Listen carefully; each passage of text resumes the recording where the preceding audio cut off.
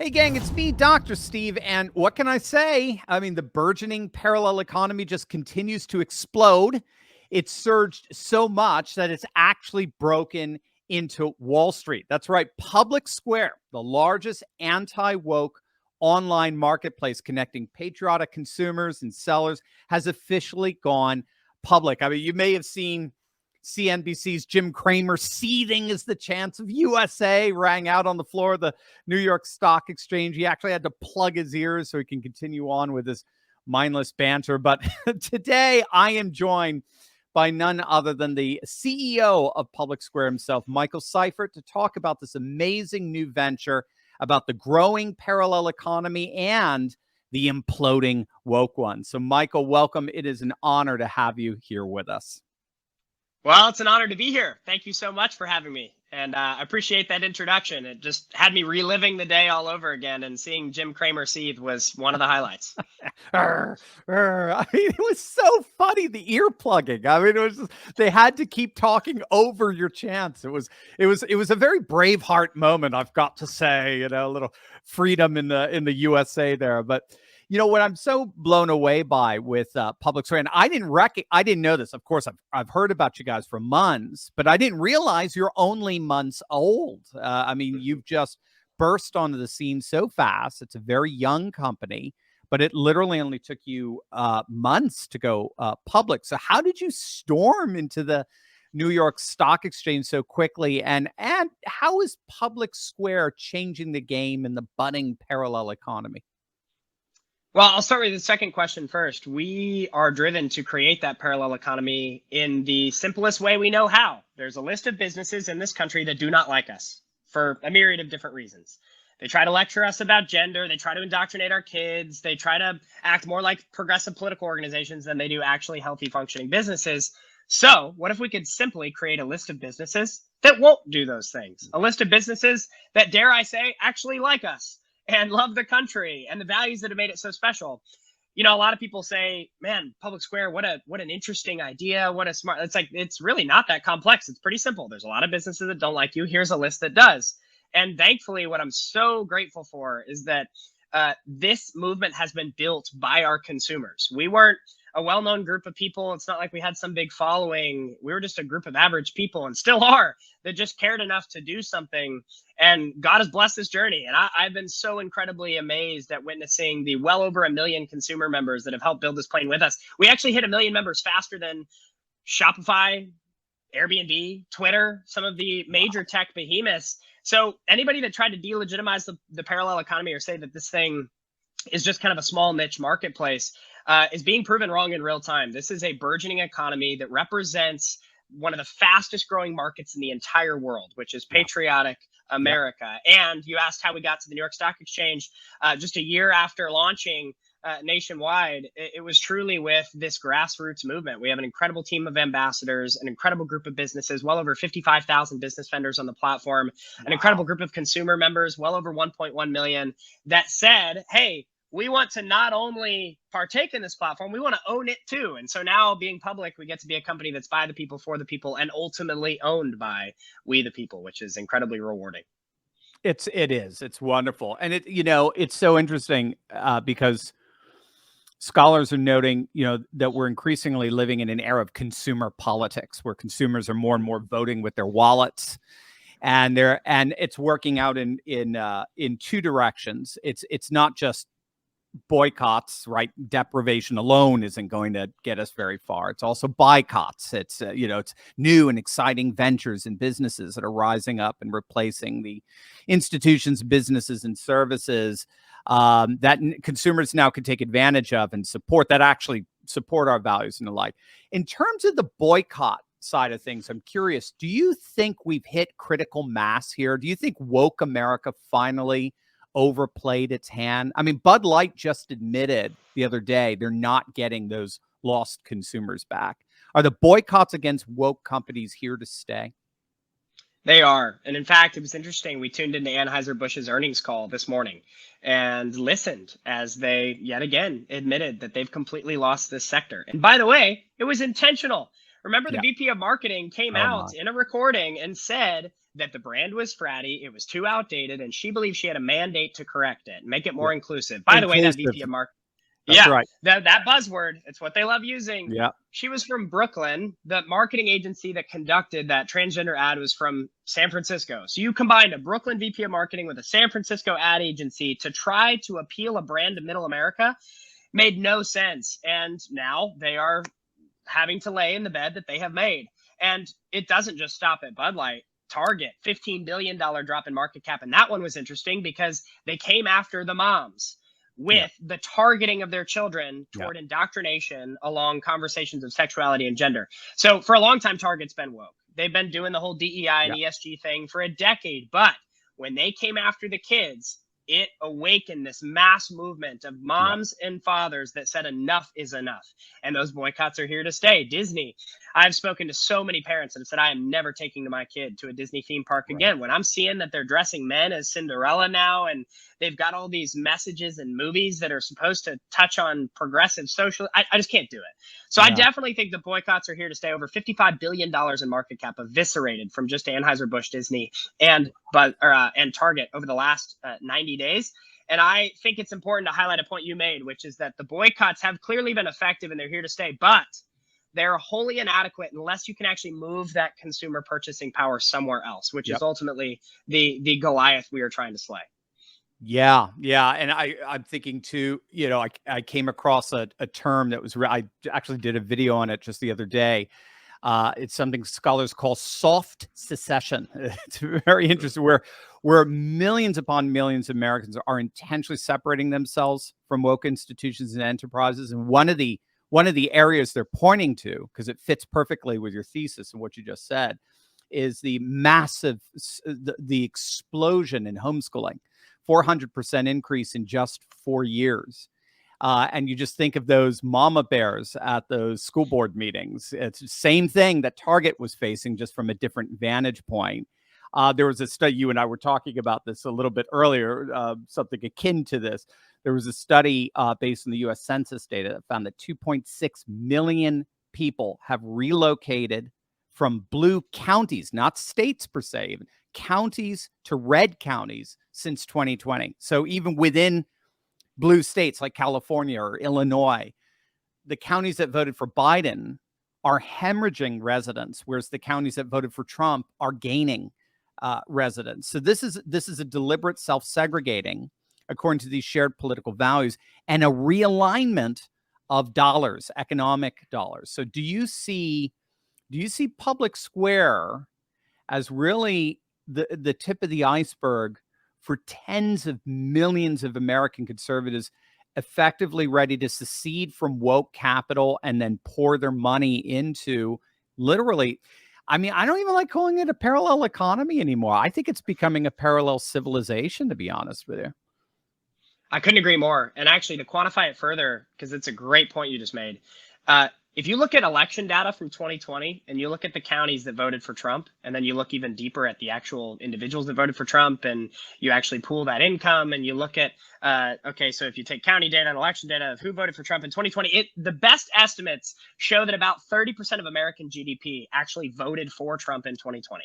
Wow. Now, we're bigger than just a political marketplace. We're a principled one. We have action sports athletes, country music stars, people that have nothing to do with politics that love what we're doing and are inviting their audiences to join it. But even if you just dwindled it down to people that voted for Trump in 2020, that GDP is $7 trillion, which means that's the third largest economy in the entire world, only behind the United States and China, actually ahead of Japan and India.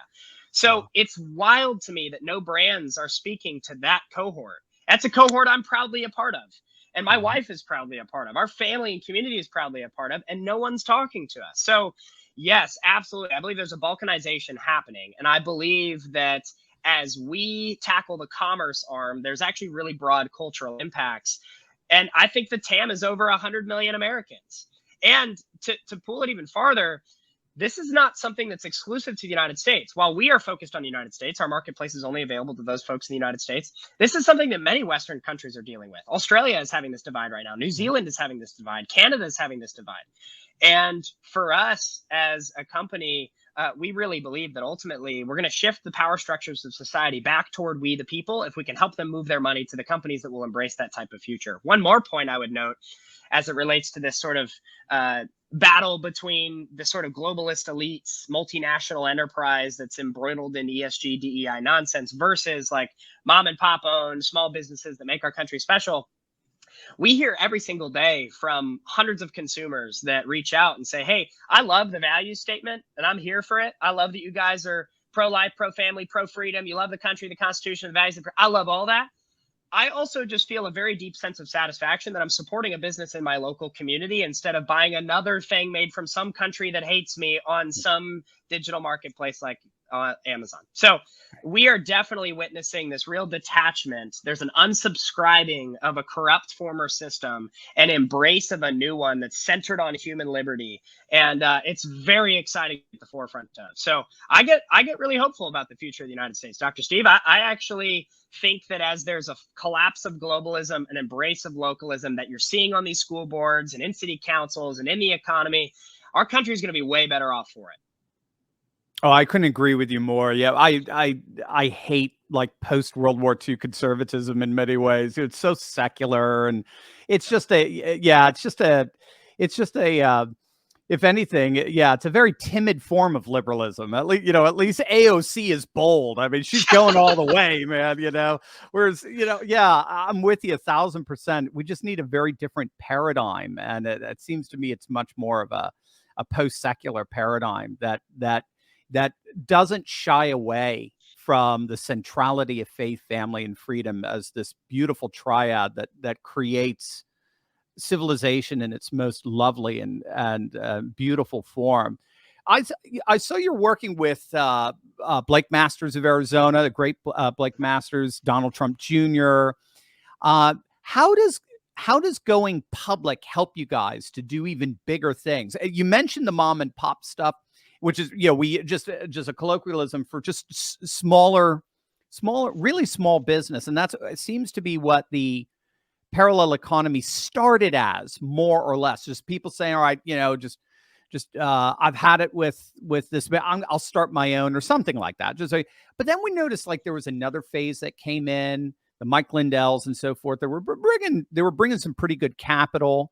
But now it seems like, especially with Elon Musk and so forth, now we're starting to see you guys going public. We're starting to see this go to a whole nother level here. How does going public sort of change the game? Well, access to capital is certainly helpful. So we didn't exactly have Sequoia Capital burning down our door trying to raise money for us in the early days, because they are basically just agents of Soros at this point. So the major venture capital firms that would generally love an e-commerce marketplace that had a targeted market that they know they could go after, that was an emerging market, like our company would have been the bread and butter for some of the traditional venture capital firms. But because of their woke angle and their progressive, secular, humanist sort of approach toward business and raising capital, surprisingly, they've never called me. And so we had to access capital in different ways. Running a business like this is very expensive. We have to bring a commerce platform into flight, and a lot of that takes a lot of expensive development. You got to do it well, because if we can't do it well, then we don't really have the ability to compete. So it can't be a hokey little website. It can't have 5 products on it. It's got to really be an immersive market experience that we are building with our consumers. And so we've always sought like-minded investors. And we had an angel round that was that way. We had a Series A, which is kind of like a bridge round that was all ideologically aligned investors that were as excited about the return on impact as they are the return on capital. And then when we went public, the real desire was, like I mentioned, to be a company that's actually owned by the very people that are building the company, i.e. the consumers and the businesses. There are concerns people have, obviously, about public companies, all of which are merited. But one of them is, well, what, aren't you going to lose control now? Can't you be bought by an activist investor, and can't they hijack the mission? But we were very intentional in this transaction of making sure that I actually retained a majority control in this company. So I have a special class of voting shares that ensures that no matter how much I financially own the company, I don't have to own a financial majority of the company in order to control the company. Cool. And that's really, really important. So shareholders can't just like call a vote and oust a board member. They can't do any of that. And that allows us to keep our mission pure, our course straight, while at the same time accessing the capital markets in a way that democratizes the capital markets, secures an ease of capital as we continue to grow this business and have this flourish in the marketplace, and yet at the same time allows us to provide an opportunity for the consumers to actually be the very owners in the company that they are creating. So it was a great thing for us to be able to bring the values of Main Street to Wall Street. And I will tell you, there are a lot of folks that didn't want it to happen. I have faced more institutional pushback than anything I ever could have dreamed of. Wall Street is not always a friendly place to companies like ours, and yet the silent majority is prevailing. We're becoming not so silent anymore. And even those chants of USA on the floor, it was pretty profound to witness all the different stock traders actually chime in.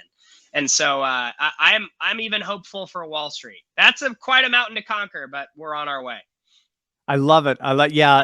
Scholars call it the phenomenon today, refeudalization. This new caste system where you have all of this power in the hands of very, very few. I think it was 400 billionaires who own half the world's assets 5 years ago. Now it's only 100 billionaires. So you've got this massive amount of power in the hands of very few, and at the same time you have this new kind of radical fundamentalism that's being enforced top down, not from a clerical class, but from a clerisy class, a class of the university profs and these CEOs, corporate America, and politicians and they work together. So the bureaucrat and the billionaire come together and they enforce this power structure and ideological structure down on the rest of us. And I love the term refeudalization because, of course, we know what follows the Middle Ages, as it were, is the Reformation. It's this Protestant backlash